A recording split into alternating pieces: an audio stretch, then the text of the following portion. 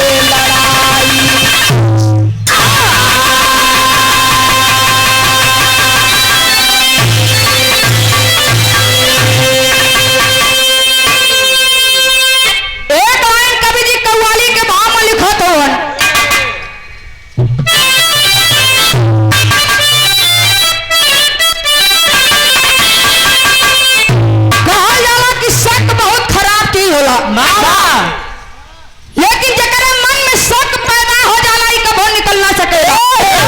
कैसे?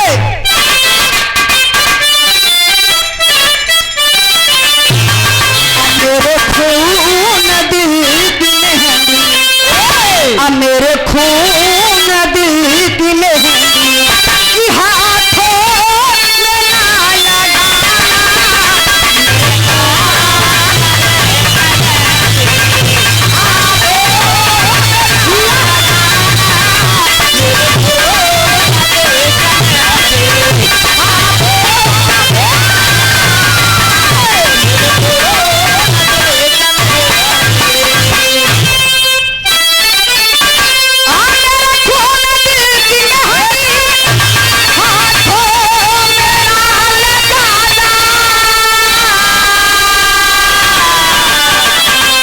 निकले मेरा जनाजा, निकले मेरा जनाजा, सहनाइयाँ बजा। निकले मेरा जनाजा, सहनाइयाँ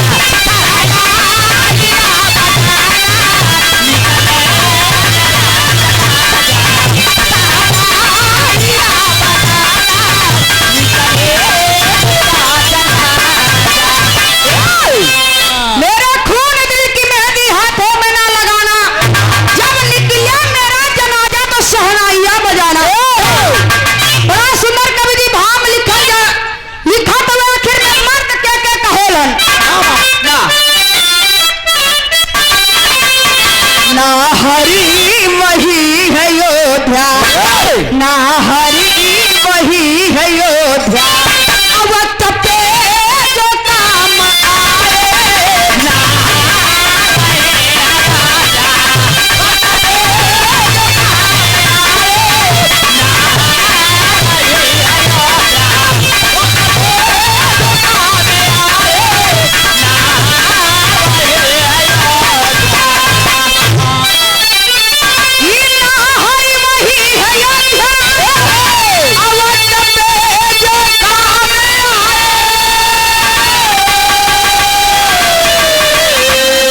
रखले वो अपन पानी, रखले वो अपन पानी, गए रोज के काम आए।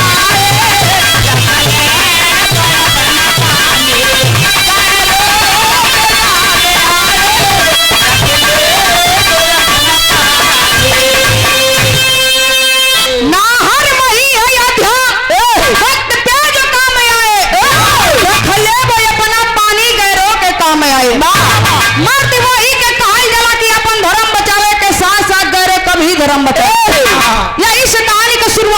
मास्टर।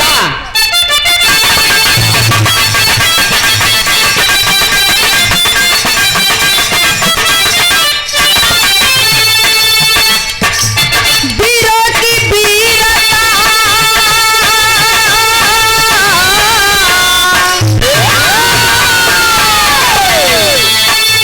वीरों की वीरता खूंखार उठी है, लटे लड़वैया की ललकार उठी है।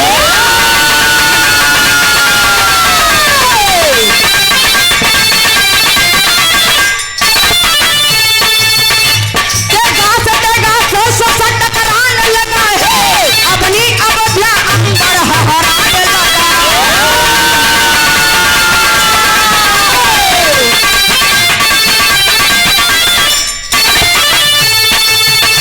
गंधर्व सभी दुर्योधन को कैद कर लिए, आकाश मार्ग से लेके कुंड चले।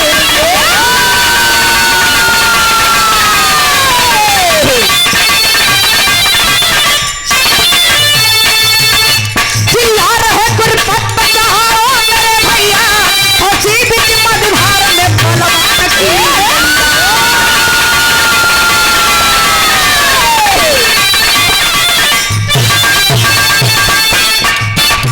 करने लगे अर्जुन, करने लगे युधिष्ठिर युद्ध तुम्हारी, करने लगे युधिष्ठिर युद्ध तुम्हारी, खसान है नारायण जय आपसे।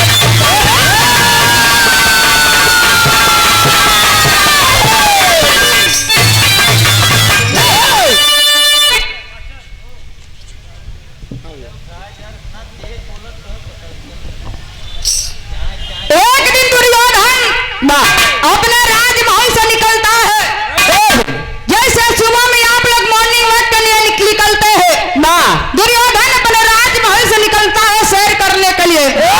सैर करते करते कुछ और आगे जाता है, जब कुछ आगे बढ़ गया तो सोचता है क्यों ना मैं अपने राज का बगीचा चल के देख लूं। अपने राजमहल का बगीचा देखने जाता है, बगीचा देखते देखते दुर्योधन और आगे निकल जाता है, और आगे निकल जाता है। इधर गंधर्व की नजर उसी दुर्योधन पे टिकी है। यही बगीचा से निकल के आगे जाता है, सभी गंधर्व हमला बोल देते हैं दुर्योधन पे, और दुर्योधन को कैद करके आकाश मार्ग से लेके जाने लगते हैं। जब दुर्योधन की नजर अर्जुन पे पड़ी, ऐसी आवाज देता है, भैया अर्जुन, भैया अर्जुन, मेरी जान बचा लीजिए भैया। लेकिन अर्जुन सुनकर भी अनसुना कर देते हैं, देखकर भी अनदेखा कर देते हैं। जब युधिष्ठिर के कानों में आवाज जाती है, अर्जुन को समझाते हैं कि जाओ जाओ दुर्योधन को बचाओ, लेकिन अर्जुन कहते हैं नहीं, चाहे इसे हम मारे चाहे कोई और मारे, लेकिन मरेगा तो अपना दुश्मन ही ना। कहे नहीं, यदि इसे कोई और मारेगा तो अपने खानदान की तो ही नहीं होगी। यह एगो गीत लगल मास्टर।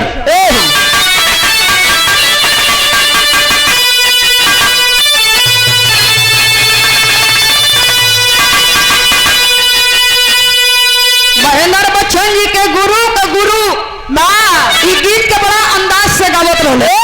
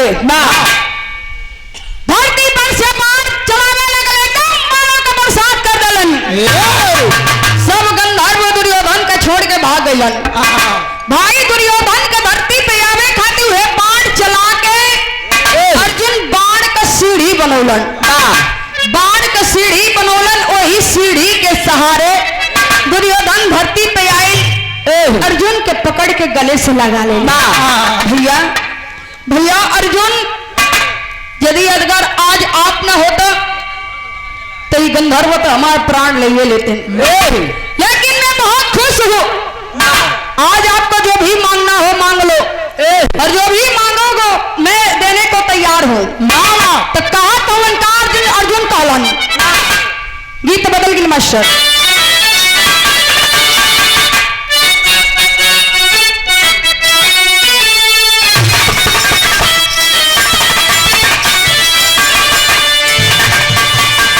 कोनो लड़का प्यार में फसल बा ना ही रतिया में नींद आवत है ना ही दिन में सुकून पड़ा था तो जाके अपने यार से कहे पीछा पतिला का सब रे मुँह से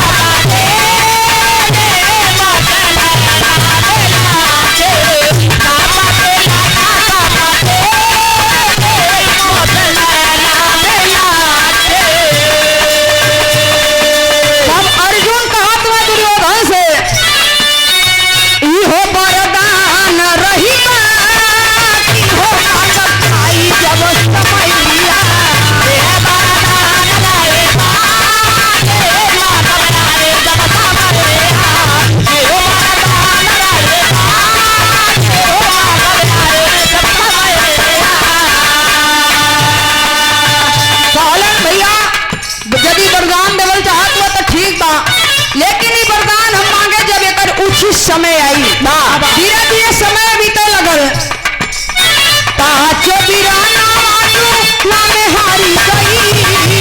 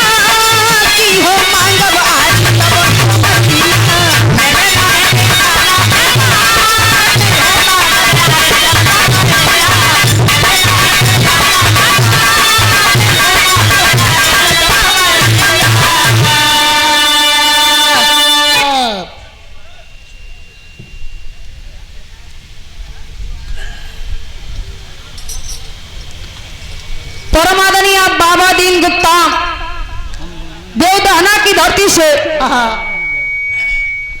100 रुपए का पुरस्कार बहुत बहुत प्रणाम सब लोगों के बहुत बहुत प्रणाम बा कहले यदि आप वरदान देवल चाहत हो तो जब उचित समय आई तो हम वरदान मांग ले धीरे धीरे समय बीतल पांचों पांडव अपन पूरा राजपाट कौरव के हाथे हार गए जुआ में अपन पूरा राजपाट हार गईलन यहाँ तक के अपने मेहरारू द्रौपदी के भी जुआ में लगा ले जुआ में दांव पर लगा देना लेकिन वो जुआ हार गईलन द्रौपदी का कौरव मिलके चीरहरण कैलन लेकिन तबो वो वरदान मांगत नहीं हो वरदान मांगत नहीं हो आखिर में कब उस समय आई कि जब वरदान मांगी हन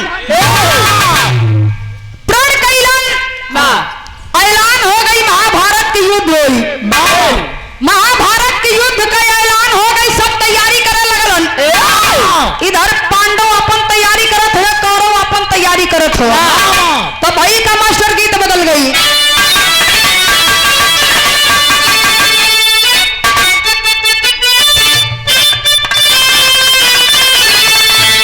ये गीत के जनाब हैदर गुरु जी गावत रहलन हमरे प्रयागराज के 3 चीज बड़ा मशहूर हो दादा राम कैलाश का लटका जनाब हैदर गुरु जी के झटका अल्लाह जी लहरी गुरु जी का फटका जब तक की दुनिया में लहरी गुरु जी रहन केहू उनकर फटका संभार नहीं पाए लहरी गुरु जी कहीं घूम के मथुरा काशी में भतरासिन बैठू ना लहरी बन गए सन्यासी में भतरासिन बैठू ना बहुत प्यार करते पतोहिया से हम हई बेटुआ न रखी तो रख ले हम बनाई के गावत है क्या गदेला बाड़ू ना लेकिन लहरी गुरु जी गावई अब गदेला बाड़ा ना सही ना पौबा रेली रेला अब गदेला बाड़ा ना ये शुद्ध है लहरी गुरु जी का बनावत हन कब गदेली बाड़ू ना लेकिन जब दत्ता राम कैलाश उठाई कुर्ता का टोंक पकड़ के कहे सुनई वाले मित्र दुल्हन पे रहता दुल्हन पे रहता जैसे खूंटा पे भैंस बिना चारा कपे रही भाई साहब ही समझ लो चलो दुल्हन का दुल्हा परदेश चला गवा ऐसा लगा था कि जैसे दुल्हन के सीना पे सांप दादा राम कैलाश कहे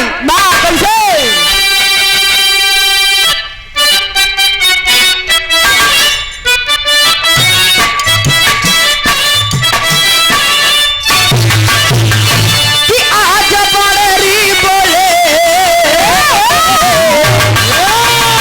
कि आज बड़री बोले दादा हो जना राजा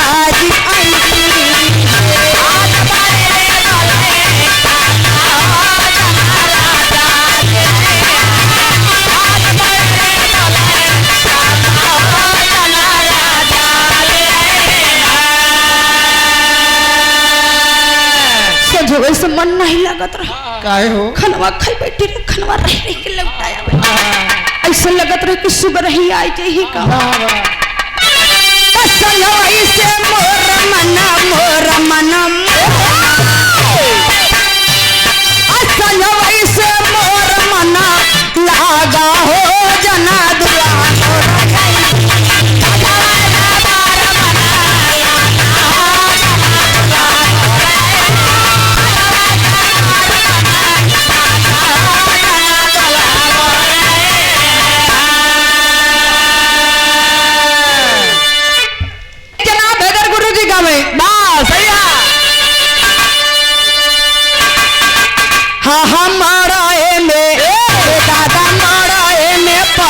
बोलावाली ना हो ई है काम कई तो तीनिए मारे में परावत बोलावाली ना है हदा जगत में मारे में परावत बोलावाली ना है हदा जगत में लोग उस कांड में गुरुजी गा रहे निकलाई हथवा में हो अरे हथवा में धनुषा उठवाले ना हो दुख नान जोगिया हथवा में धनुषा उठवाले ना लेकिन लहरी गुरुजी गावे अरे मोरी बियाही गुजरिया अरे मोरी बियाही गुजरिया एक बेरी फेरी दाना जरिया अरे मोरी बियाही गुजरिया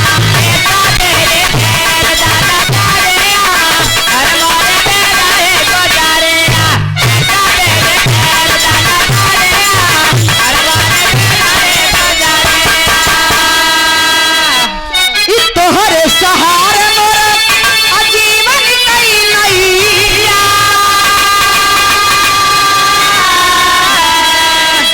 तोहरे सिवाय दुल्हन हो ना खबैया अरे मोर भी यही गुजरिया अरे मोर भी यही गुजरिया तता कतनी भोरी के नजरिया अरे मोर भी यही गुजरिया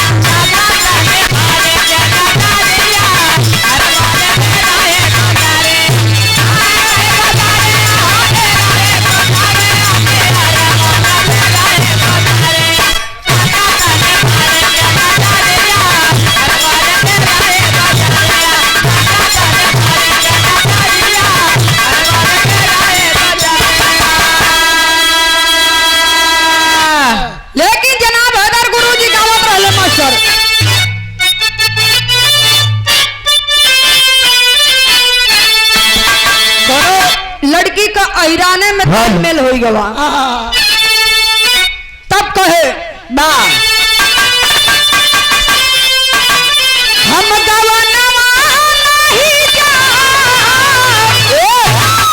हम गवनवा नहीं जा, कि हम गवनवा नहीं जा, कि नई नई प्रीत लगाया हीरा नामा, हम गवनवा नहीं जा, नई नई प्रीत लगाया हीरा नामा,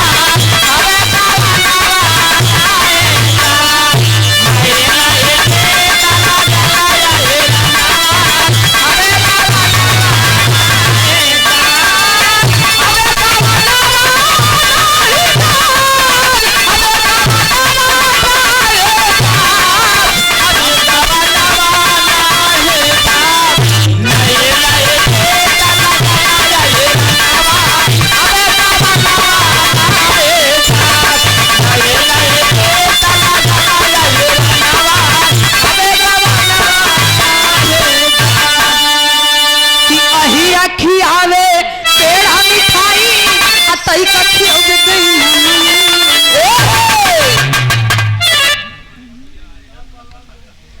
मुख्तार पहलवान हेलो वॉल्यूम बढ़ावा बा हेलो हेलो मुख्तार पहलवान जौनपुर गया 100 रुपए का पुरस्कार बहुत बहुत प्रणाम बा। दुल्हन कहे कि जब हीरा मिलेला कहले छेना वाला रसगुल्ला खा ले बा, बर्फी खा ले, रसमलाई अतई मैं मनवा का खियावे तो जलेबियों ने पूछबे कि अही रखी आए पेड़ा मिठाई अतई कखियब दी मनवा के तनो कहबे रहबाया हीरा नामा, के तनो कहबे रहबाया हीरा नामा, हम गवनवा नहीं जा, तनो कहबे रहबाया हीरा नामा, हम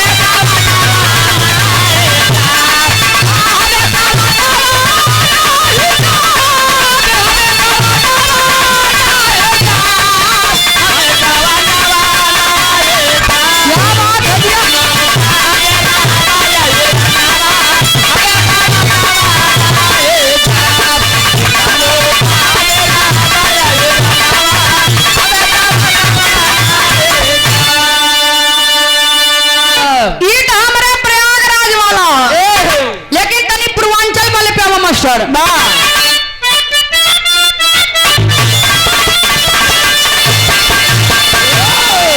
हम गवनवा नहीं जा, हम गवनवा नहीं जा, नई नई प्रीत लगाला या हीरा नामा, हम गवनवा नहीं जा,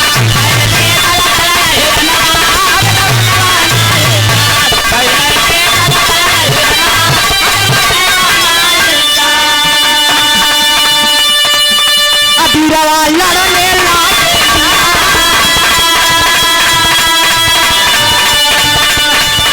अबीरवा लड़ने लागे ना, लागल रंग ढेरी मैदानवा, अबीरवा लड़ने लागे ना,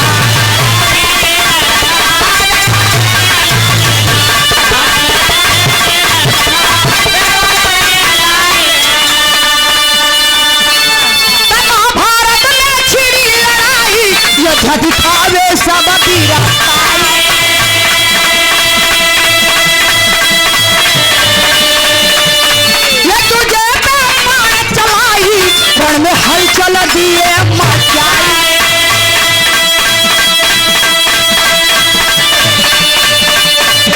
अबीरवा लड़ने लागे ना, अबीरवा लड़ने लागे ना, कहीं लल धरती हो मनवा, अबीरवा लड़ने लागे ना,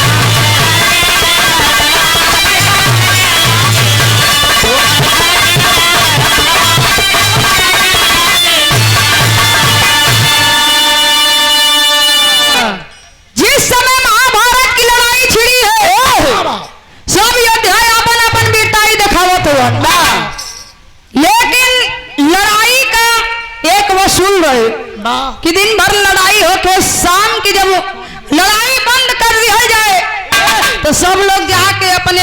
समय थोड़ा विश्राम करके फिर राज्यसभा होती थी। राज्यसभा में विचार किया जाता है कि कल कैसे लड़ाई की जाएगी, कल क्या होगा। राज्यसभा लगी है और उसी राज्यसभा में दुर्योधन भीष्म पितामह से बोलता है, अपने आप को बहुत बड़ा योद्धा बताते हो, बहुत बड़ा योद्धा बताते हो, लेकिन केवल 5 पांडवों को नहीं मार पा रहे हो। कहल जाला कि जितना ये गोली बारूद काम नहीं करेला उतना देखो बतिया काम करेला। दुर्योधन का कहल बात भीष्म पितामह के कलेजा में बाण नियन चुभल। प्रण करते हैं उसी सभा में, ध्यान से 5 बाण निकाल लिए। कहते इसी 5 बाण से कल की लड़ाई, कल की रणभूमि में 5 पांडवों को समाप्त कर दूंगा। जब ही बतिया पता चले कृष्ण कन्हैया के मनवा में सोचे लगले, यदि पांडव खत्म हो जाई तब कोनो मतलब ना रह जाई। उपाय करत हम तेरी के भाव में कहना बा,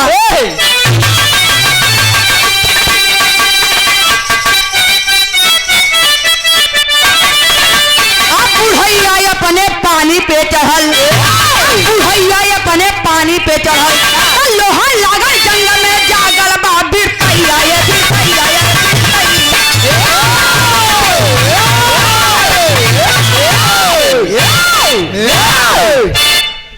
लोहा लागल जंग में जागल बा बिरतैया, बुढ़ैया अपने पानी पे चढ़ल।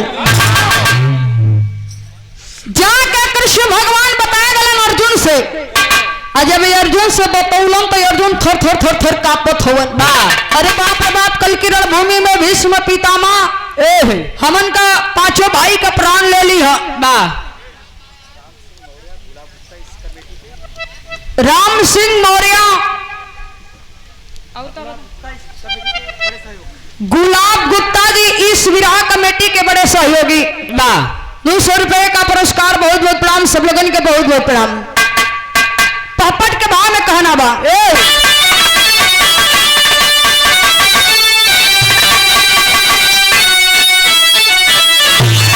सुन पर भीष्म के बल कहिया,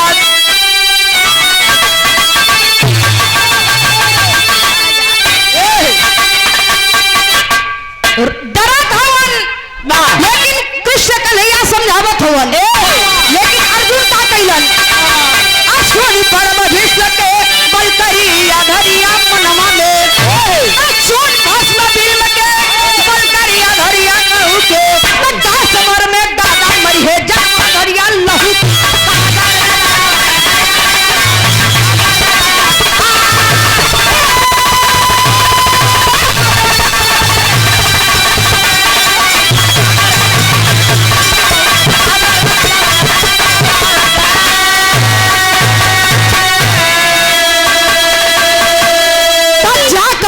दुर्योधन से मांगे अपन मंगनावा,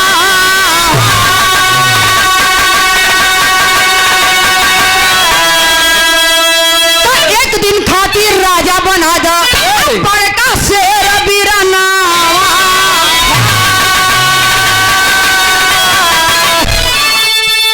देखे ताज पूरा कर अरमनवा धरिया लहू की, देखे ताज पूरा कर अरमनवा धरिया लहू की, समर में दादा मरी है जन्म धरिया लहू।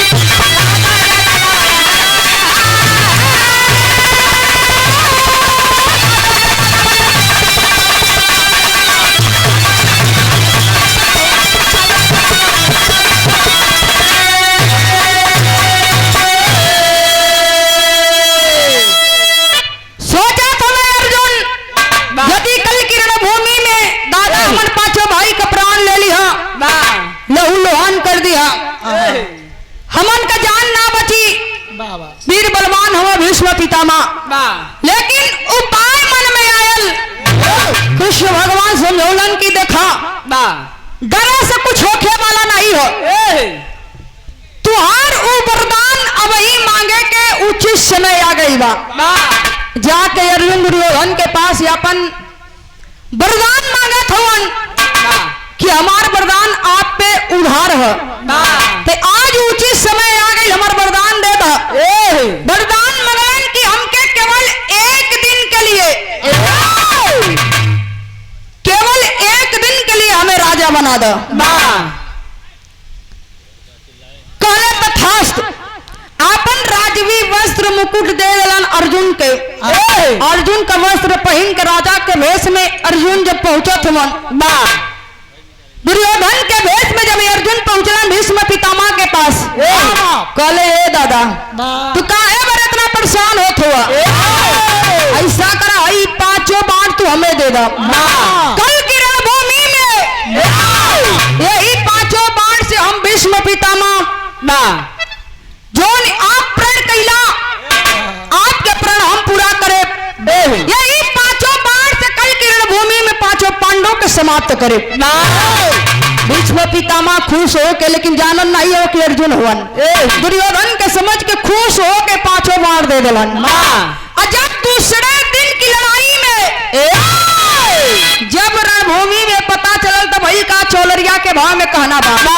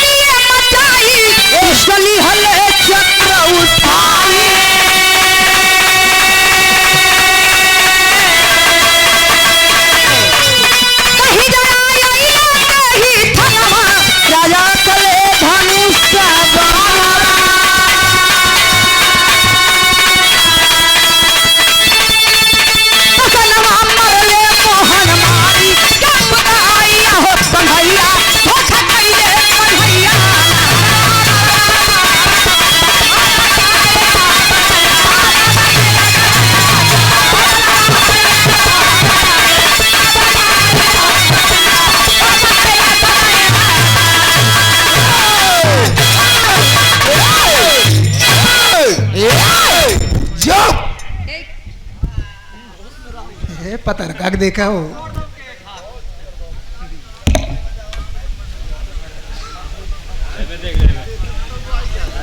आरएस यच लिखे हो। परम आदरणीय राजपति गुप्ता पूर्व प्रधान आरएस जी ईट उद्योग देवदहा की धरती से 500 रुपए का पुरस्कार। प्रधान जी के बहुत बहुत प्रणाम, सब लोगन के बहुत बहुत प्रणाम।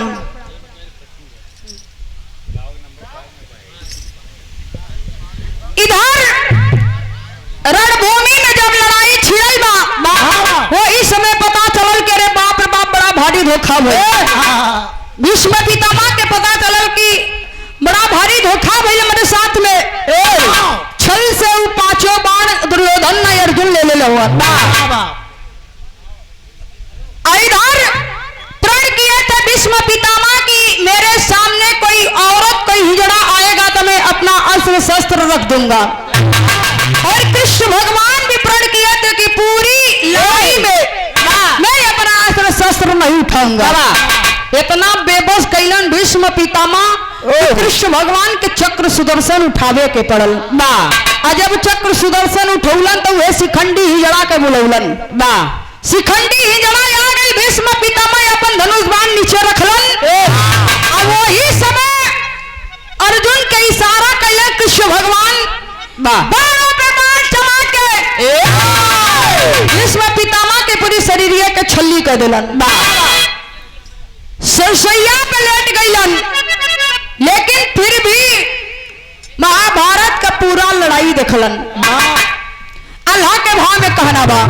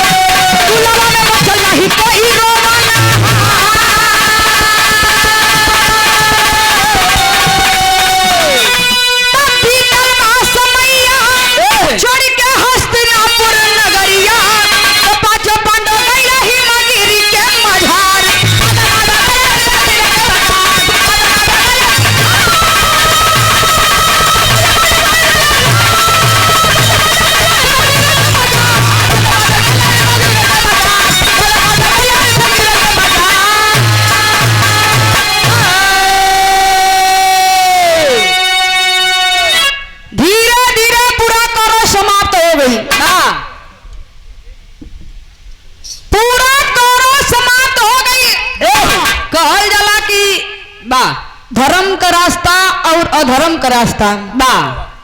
अधर्म के रास्ता पे यदि आप चलेंगे हर पल पे झूठ बोलना पड़ेगा, लेकिन चाहे जितना झूठ बोलेंगे वो रास्ता ज्यादा लंबा नहीं होता। एक ना एक दिन उसे खत्म होना ही है। एक ना एक दिन अधर्म का रास्ता खत्म होगा। अधर्म के रास्ता पे कौरव गई, कौरव धृतराष्ट्र के 100 औलाद, एक दिया देवे वाला भी नहीं बचल। पूरा कौरव समाप्त हो गया। आखिर में 5 पांडव का विजयी पताका लहराया गया। आखिरी प्रमाण में कहना बा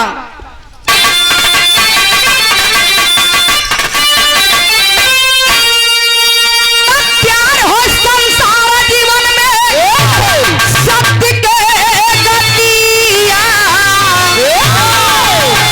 प्यार हो संसार जीवन में सत्य के गतिया। मदय मोह में स्वभाइन के मरायल मतिया।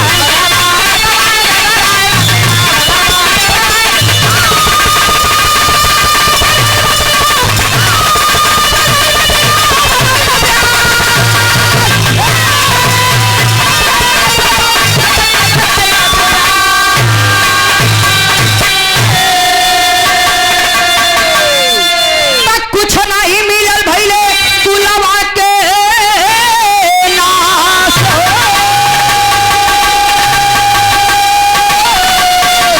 आगमन भंगारमा में डूबेगा प्रकाश हो।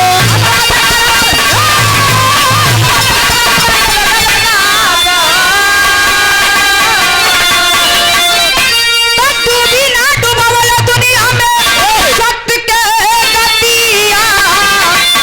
मदय मोह में मराई स्वभाइन के मतिया।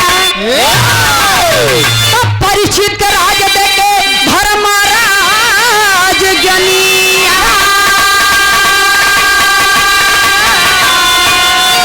स्वर्गवा में गईला लेके द्रौपदी भवानिया।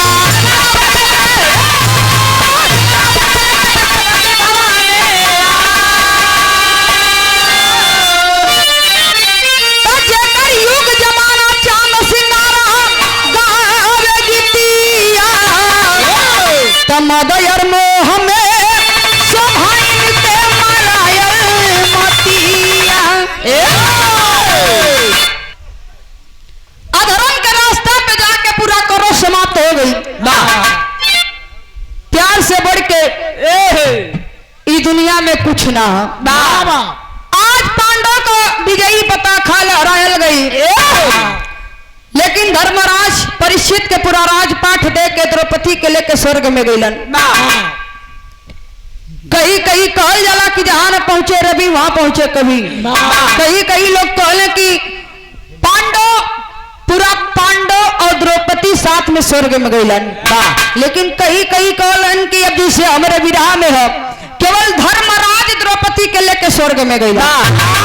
आखिरी प्रमाण में गुरु घराने का पर सेवा कहना बा। अब तुझे बर काशी बुल्लू असुख नंदन है ललकारा।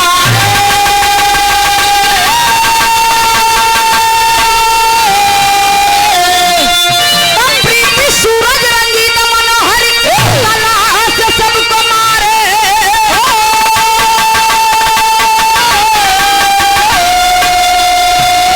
तब बुढ़ैया अपने पानी पे चढ़ल, तब बुढ़ैया